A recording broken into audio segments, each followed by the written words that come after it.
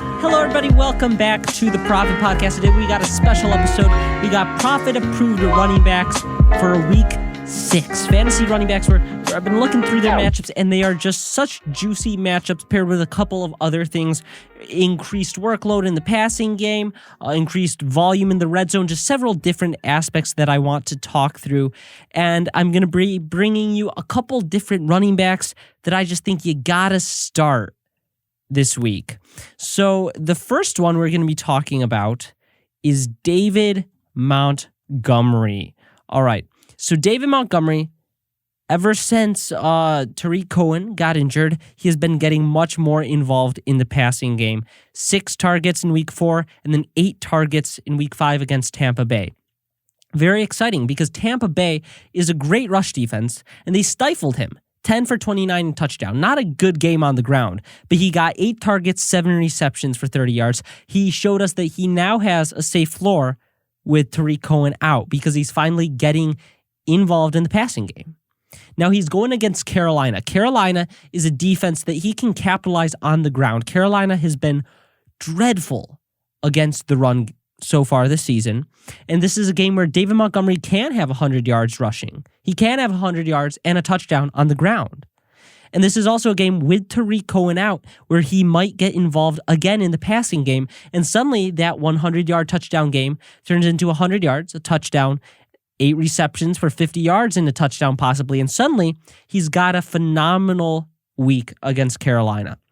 So David Montgomery, I'm starting in a couple leagues. Everywhere I have him, I'm trying to get him into my lineup because the involvement in the passing game is going up. He's getting some goal line work. He finally found the end zone last week, and the matchup is pretty much as good as it can get.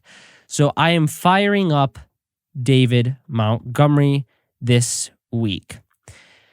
Now the next one is 2 in the same matchup. 2 guys in the same matchup that I'm going to be talking about. We've got the Bengals versus the Indianapolis Colts. And the 2 running backs in this, I think, are both going to do very, very well. I really like Joe Mixon this week. I really like Joe Mixon this week as he's going against Indianapolis, which isn't the best run defense. They're not awful, but they're not the best. He's coming off the 43-point game and then a 15-point performance. This is really a prove-it week for him. Can he bounce back again and have, 20-plus points? I think he will. I think the involvement in the passing game has gone up big time. 6 targets, 8 targets, 30 yards in both of those. I think he has a safe floor. I think he has a safe floor finally with Giovanni Bernard practically being thrown out of the Bengals offense. And I think this is a matchup where he can, get 100 yards and a touchdown on the ground. So I do think Joe Mixon has another good week. I think he gets 20-plus points. I'm not expecting as much of, not the 43-point performance, but I am expecting a good game from Joe Mixon. The next one is more of a boom. It's Jonathan Taylor. So Jonathan Taylor has been fairly underwhelming so far. He's been a little disappointing. He's number 13 PPR running back, number 13 standard running back right now. So nothing awful. He just hasn't had a monster game yet. 20 is the most points he's scored. He's been averaging about 14 points a game. Nothing great, but nothing horrible. But I think this is a matchup where he can finally break out. I think Cincinnati, horrible defense. I think this is a matchup where the Colts aren't going to get down a lot early on, and he's not going to be game scripted out like he has with Jordan Wilkins and Naheem Hines getting involved. So I think this is Jonathan Taylor's week to finally break out. I've been predicting a Jonathan Taylor breakout at some point this season. I think this is the week. I think he has a big week against Cincinnati, goes into the bye. They evaluate, say, okay, that's what worked when we got Jonathan Taylor the ball 20 times, comes back against Detroit and has another great week. So I think this is the start of the Jonathan Taylor era in fantasy football. 20 points for Jonathan Taylor, but I expect more. Now, the next one is not exactly a boom. I'm not starting him yet, but I want to talk about him. DAndre Swift, I want to talk about him. I want you guys to buy DAndre Swift. He's coming out of college. He was one of the more talented running backs in this draft class, 35th draft pick overall, coming out of Georgia Georgia's produced some great running backs. Todd Gurley, Nick Chubb, recent ones. DAndre Swift was the next. He's great pass catcher, great runner, everything. So DAndre Swift just hasn't gotten that involved yet. But despite this, despite seeing 35% snap share, which is not good, despite not topping 4 rushing attempts, despite not topping 5 targets, all but 1 week he's had double-digit fantasy points, which is impressive given the lack of involvement he's seen. He's got Jacksonville this week, which is the defense that gave up the monster game to Joe Mixon. And then he's got Atlanta the next week, another horrible defense. So I think DAndre Swift is someone that I'm buying in leagues where I need a running back because I think he could have some value back half of the season. I think he could get more involved, especially if Matt Patricia is fired, which is very close to happening, in my opinion. I think DAndre Swift could get more involved, and I think he's talented enough to have some value. So I'm buying DAndre Swift. Not necessarily starting yet. You got to see more. Viable flex if you're wrecked with bye weeks and injuries. But DAndre Swift is someone I'm buying. Now, James Robinson against Detroit, I also think has a great game. I think he bounces back. He had a disappointing game, 10 points last week against Houston. Before that, he was putting up, 15 to 20 points a game. I think against Detroit, he can bounce back and have a good game. He's getting very involved in the receiving game, which we love to see, especially in these PPR leagues. 7 targets, 4 targets, 6 targets. He's getting involved. The opportunity's there. I think in this matchup, he can put up a great game. So I'm starting James Robinson. I think this is another case of the matchups for some of these running backs, these kind of midline running backs. The matchups this week, they're great. Alexander Mattison, I'm not going to talk too much about. I'm expecting a great week. I'm starting him. But you guys know that. You guys know that, when Cook's out, plug in Alexander Mattison. Oh, he's got the Falcons. Great recipes for success. So I'm going to move on now to Antonio Gibson. He's the next ProFFet Approved running back start. Look, it's ugly. It's ugly. We don't know who's starting at quarterback. Could be Haskins, could be Allen, could be anyone. We don't know. But it's going to be bad. That's pretty much the one thing we do know about the quarterback situation in Washington. It will be bad. However, Antonio Gibson has had very consistent involvement in the receiving game, and he's been pretty good as a runner. He's finding the end zone. He's the goal line back, and this is a matchup he can absolutely blow up in. Giants. The Giants have been horrible. 0-5. They look pitiful. I think Antonio Gibson is in line for a very, very solid performance. I think these next... He was someone I talked about before the season. He's someone that I have been pleased with his production, but he hasn't exactly broken out. But listen to this schedule coming up. Giants, Dallas, bye week. Giants, Detroit, Cincinnati, Dallas. Oh my goodness. I don't care if the quarterback situation is horrible. I don't care. The talent, the opportunity in the passing game, and the matchups are all there. So Antonio Gibson is someone I'm buying low after that 10-point game because the matchups are absolutely golden. I think he has a very solid 16 to 20 points against the Giants. Starting him, firing him up. Moving on to Jets versus the Dolphins. Jets defense, guys, we know, is awful. And Myles Gaskins has been impressive. Number 16 PPR running back, one of the best waiver wire pickups of the year so far.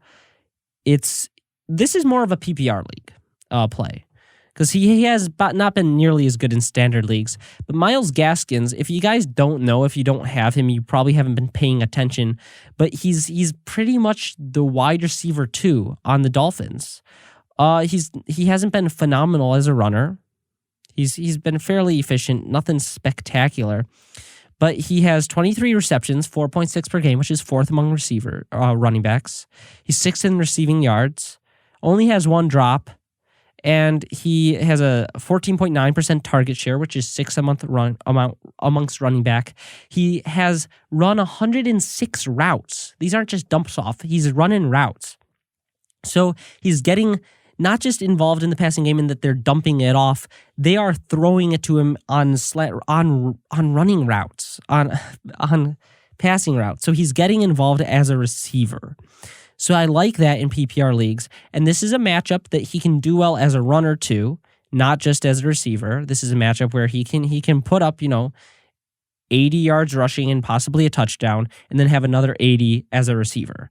Because this is a matchup, he's somewhat reliant on Fitzpatrick. But Fitzpatrick, we all know, last week he put up he's been really good this year. Yeah, he's inconsistent. Yeah, he's not a great real-life quarterback, but he has stretches where he is amazing. And he's on a stretch right now. And Gaskin is benefiting. And against the Jets, Fitzpatrick, hey, if you need a quarterback, plug in Fitzpatrick. He's going to have a great game. But Myles Gaskin is going to also have a great game as the really number 2 receiving option and the running back one. So I love Gaskin this week as well. This one, not as big on, but I want to throw him out there because a lot of people aren't sure what to do with him right now. But Ronald Jones has been very decent so far. He's had a couple 19, 16 points, but he hasn't had an amazing matchup for a while. Green Bay is a great matchup, so I expect a good game from him. Not ProFFet Approved, boom, but if you've got him, I think he's worth starting this week. And now we've got one last ProFFet Approved midline running back that I want to talk about, and this is hard. This is hard because if it doesn't happen, people are going to be so mad, and reasonably so. I've been out on Kenyan Drake the whole season. I didn't really like him coming into the season. And I was the first to admit he's been a bust. He's been awful. But, as I've said previously, Kenyan Drake, we can talk all day about the talent, all day about how he's never been a consistent high-end fantasy option. Read the article, I'm not a Kenyan Drake fan. But throughout his career, he has huge games in every season. He has huge games. Very matchup dependent, but he can put up huge games. Now, what's so frustrating is he's had the golden matchups, but he hasn't produced in them. 11 points against Washington, 8 against Detroit, 3 against Carolina, the worst rush defense. He's been inefficient. Jets, even, he didn't do very well. And Chase Edmonds has completely taken away his role as a pass catcher. But if you have to start Kenyan Drake, if you don't have another option, it's worth noting Dallas is hurting. Their defense has been horrible. They just lost Dak Prescott. This could be a game where Kyler Murray gets off to a hot start and they don't have to throw in the second half as much, and they lean on the run game trying to get Kenyan Drake going. If they can get ahead early, they've paid Kenyan Drake money. They want to try to get the most out of him. Kenyan Drake, if you don't have another good option, I think is startable one last time. This is the last chance. I'm not saying if he does well, then, okay, he saved his season. No, I don't like him rest of the season. But against Dallas, I think he might have a very good game. That's frustrating because, it's probably either going to be 3 points or 30. But if you have to, this is a type of matchup where he historically can produce. I think the game script could heavily favor him. People are saying Chase Edmonds. Yeah, Chase Edmonds could break off a 30-yard touchdown run to start off the game. But they want to get Kenyan Drake going. They paid him. They want him to. And if Dallas is hurting offensively and can't keep up with Arizona, they may lean on him in the second half. Just going to say that. So I guess Kenyan Drake is the last, which is painful after what he did against the Jets. Didn't really do anything. Averaged 3.3 yards per carry in that matchup. Very disappointing. I'm giving him one more week to try it. One more week. So that is the end of the ProFFet Approved running backs for week 6. If you guys like this, depending on how these predictions turn out, this may become a weekly series, kind of a shorter podcast, just some running backs that I feel passionately about, or may change to wide receivers. Just depends. These are just, I was looking through matchups, looking through doing research. And there were several of these midline running backs that you may be starting, you may be sitting, where I just saw golden opportunities in the matchups and trends in their workloads. And I just really felt like I need to talk about them. So this will be on YouTube. If you're watching this on YouTube, you know, and it will be on the podcast service. These will not be broken up into TikToks. I'm filming it horizontally, so can't really happen. But I will upload some sort of format onto TikTok where I talk about these guys. But yeah, podcast exclusive, guys. You're the real ones. You're the real ones. Thank you guys so much for listening. Hopefully these predictions come true. I got a feeling about Kenyan Drake. Don't know if it's a good one or a bad one, but got a feeling. Thank you guys so much for listening. Make sure you give the show a 5-star review on Apple Podcast. I will fall in love with you forever if you do. And we're almost at 20K on TikTok, so if you don't follow there, make sure you do. See you guys next time, and good week. Good luck. Good luck this week. Good luck this week. Mixed up the words there. See you guys next time.